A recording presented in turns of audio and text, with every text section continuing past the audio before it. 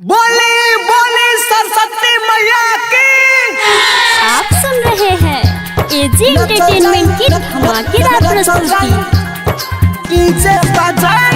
Music by DJ Kanchan Raj, Hajipur Vaishali.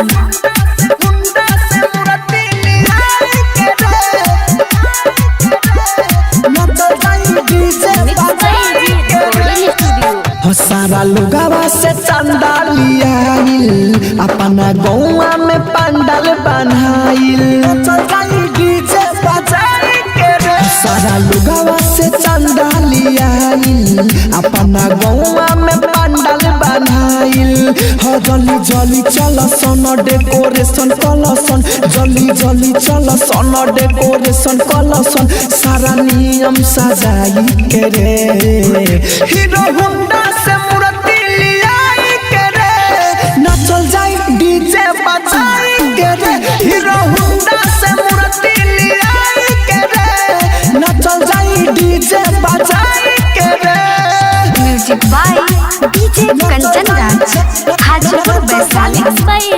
DJ बजाई के रे, मूर्ति लियाई के रे। नचल जाई डीजे बजाई के रे। बिलावली माई के बाजी खाली गाना, हमके करी नहीं कोई माना। गाजर खीरा पारा शादी कटाई, भोरे भोरे तुम भोगे लगाना, भोगे लगाना, भोगे लगाना। बिलावली माई के बाजी खाली गाना, हमके करी नहीं केहू माना।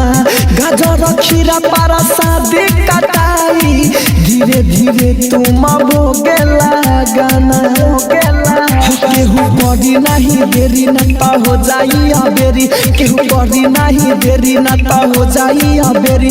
बात सबसे बताई के रे, हीरो होंडा से मूर्ति लियाई के रे। नचल जाई डीजे बजाई के रे, हीरो होंडा से मूर्ति लियाई के रे। नचल जाई डीजे बजाई के रे।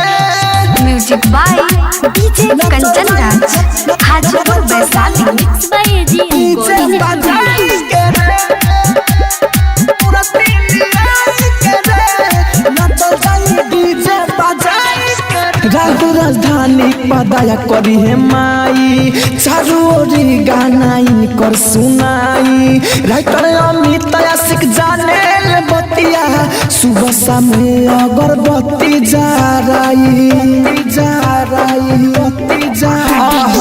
राहु राजधानी पदाया करी है माई, चारू ओरी गाना इनकर सुनाई।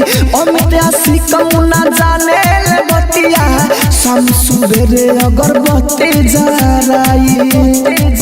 सब टाइम से आई केहू तनी न ला जाई, सब टाइम से आई केहू तनी न ला जाई। पन फूला वाले आई के रे, हीरो होंडा से मूर्ति लियाई के रे। नचल जाई डीजे बजा